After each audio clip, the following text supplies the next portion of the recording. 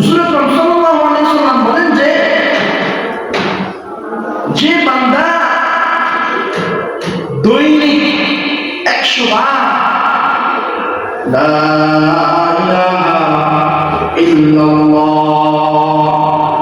লা ইলাহা ইল্লাল্লাহ লা ইলাহা ইল্লাল্লাহ লা ইলাহা ইল্লাল্লাহ 100 বার এইভাবে জিকির করবে, আমি আল্লাহ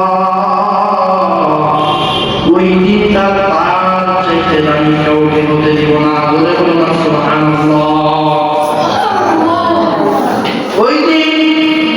ওই ব্যক্তি হবে সবচেয়ে দামি, ওই দিকে কন্যা হবে সবচেয়ে দামি, ওই জিকির কন্যা হবে সবচেয়ে বড়।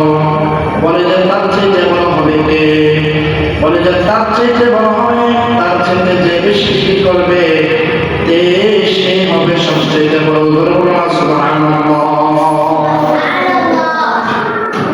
এই জন্য দেখো না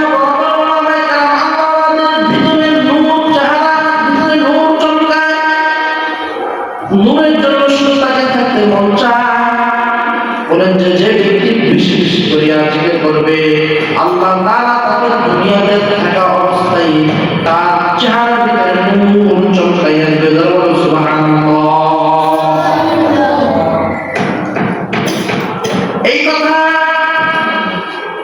এই জিকিরের কথা নবী মুসা আলাইহিস সালাম আল্লাহ তাআলার কাছে বহু পরিমাণ পাহাড়ে গেলেন।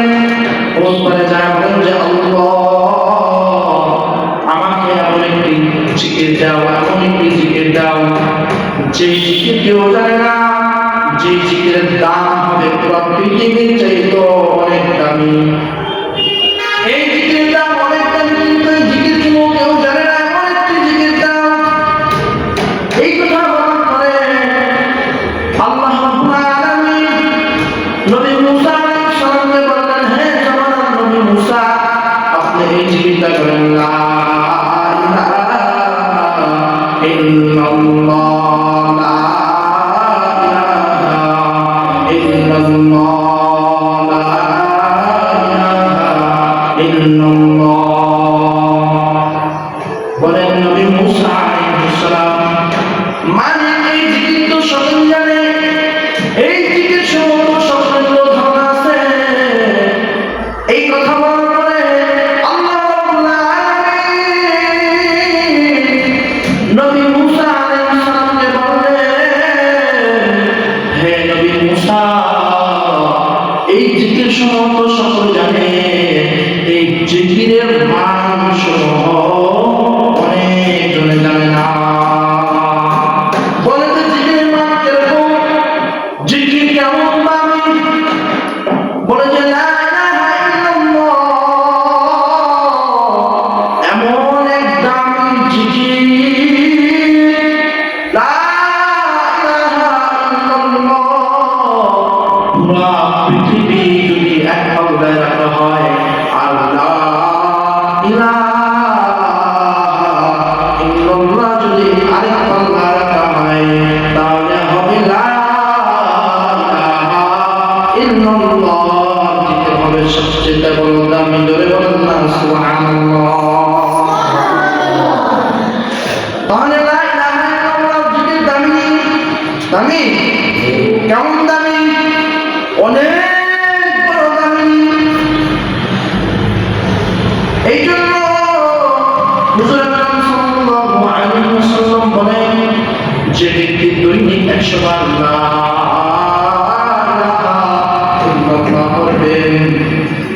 কাল কিয়ামতের ময়দানে ওই বান্দার চাইতে দামি তো কেউ হবে না। কাল কিয়ামতের ময়দানে তার চেহারা হবে পূর্ণিমার চাঁদের চাইতে উজ্জ্বল হবে। জোরে সুবহানাল্লাহ। ওই বান্দার মাথার উপরে এমন এক মুকুট থাকবে, এমন এক মুকুট, এমন এক টুপি থাকবে, এই টুপির কথা বলা হয়েছে সূর্যের আলোর চাইতে অনেক অধিক হবে। সুবহানাল্লাহ। অনেক অনেক কথা, কত বড় দামি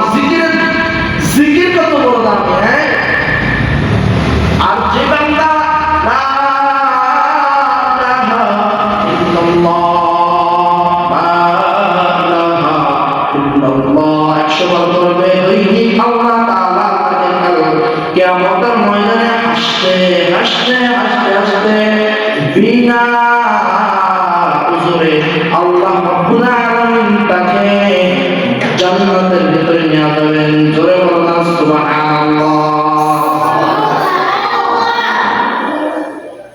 আরশের ভিতরে একটা দামি খুঁটি আছে। কি আছে?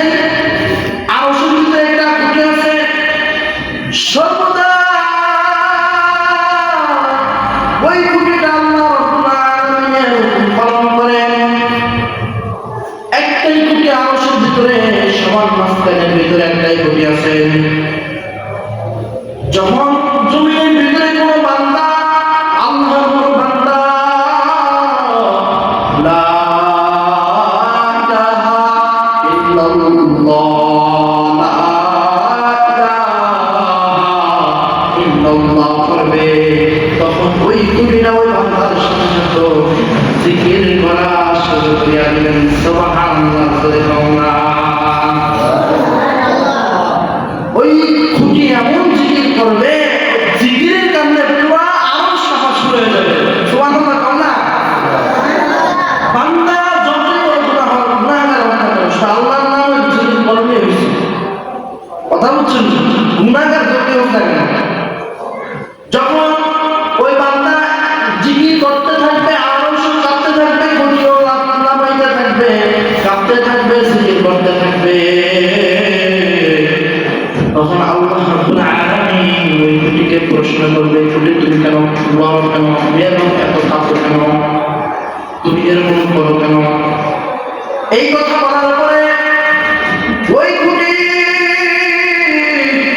আল্লাহ রাব্বুল আলামিনকে বলেন যে মালিক, তোমার জমিনের উপর বসিয়া এক বান্দা তোমার জিকির করেন, আমি ওই বান্দার জিকির তো সহ্য করে পারবো না। ওই বান্দা যখন জিকির করে আমার মন উৎসাহ দেয়, আমার ওই বান্দার সাথে আমারও জিকির করতে মন চায়।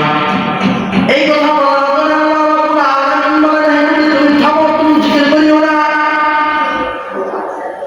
আবার বলতেছেন যে খুঁটে জিকির করতেছেন, খুঁটে জিকির করতেছেন। তখন আল্লাহ রাব্বুল আলামিন বলল, হ্যাঁ খুঁটি, তোমাকে তো আমি থামার জন্য বলছি, তুমি কেন থামা? ওই খুঁটি আল্লাহ রাব্বুল আলামিনের প্রশ্ন জবাব দিলেন, মালিক আপনি তো আমাকে থামার জন্য বললেন, কিন্তু তোমার জামিনের ভিতরে যে বান্দা জিকির করতে আছেন, জিকির করনেওয়ালা, তার তো এখনো গুনাহ খাতাগুলো মাফ হয় নাই। সুবহানাল্লাহ, জোরে বলেন না। তখন আল্লাহ রাব্বুল আলামিন বললেন, মাওলা তাকে তুমি মাফ করিয়া দাও, তারপর আমি থামিয়া যাব। আল্লাহ তাআলা বান্দার গুনাহ মাফ করতে বাধ্য হয়ে যায়। ওই খুঁটির জবান দিয়া এই কথা শুনিয়া আল্লাহ তাআলার সাথে সাথে সাথে ওই বান্দা তার জিন্দেগীর সমস্ত গুনাহ খাতাগুলো মাফ করিয়া দেন। আল্লাহ আল্লাহ ইয়া মুবারক নাম হয়, আল্লাহ আল্লাহ আশিকুল কাদে কাম হয়। তাহলে কোরআনের জিকির কত সুন্দর, কত দামি হতে পারে। শুধু দামি, অনেক বড় দামি কোরআনের জিকির, যেখানে বলা হয়েছে বান্দা তুমি যদি একটি হরফ করো, একটি হরফে কোনো 10টি করে নিতে, ধরে বলো না সুবহানাল্লাহ। এইটি হরফে মানে কি 10টি নাকি? তাহলে এক হরফকে আলিফ লাম মিম, এটা কি এক হরফ? আলিফ হলো এক হরফ, মিম হলো এক হরফ, লাম হলো কয় হরফ? এক হরফ, মুখ হলো কয় হরফ? 3 হরফ। তাহলে 3 হরফে কয় হরফ হয় নাকি? 30 নাকি কয় নাকি? তাহলে তোমরা যে প্রতিদিন জিকির করো, প্রতিদিন যে তোমরা তেলাওয়াত করতে, তোমাদের কত হাজার হাজার নেকি, তোমাদের লক্ষ লক্ষ কোটি কোটি নেকি তোমাদের আমলনামার ভিতরে যাচ্ছে। তাহলে কথা বুঝা যাচ্ছে নি? কোরআনের মতো দামি আর কোনো কিছু আছে? সেই জন্য কোরআনের তেলাওয়াত যখন আমরা করব তখন আমরা অবহেলা করে কোরআনের তেলাওয়াত করব। কোরআনকে সামনে নিয়ে কথা বলবো না। কোরআন একটা ব্যাগ কোরআনের সাথে বলবো না। কথা হচ্ছে কোরআনকে পিছু করে বসবো না। কথা হচ্ছে এগুলো আমরা করার জন্য চেষ্টা করবো নি। তাহলে আমরা এগুলা সর্বদাই সর্ব অবস্থায় পালন করার জন্য চেষ্টা করবো।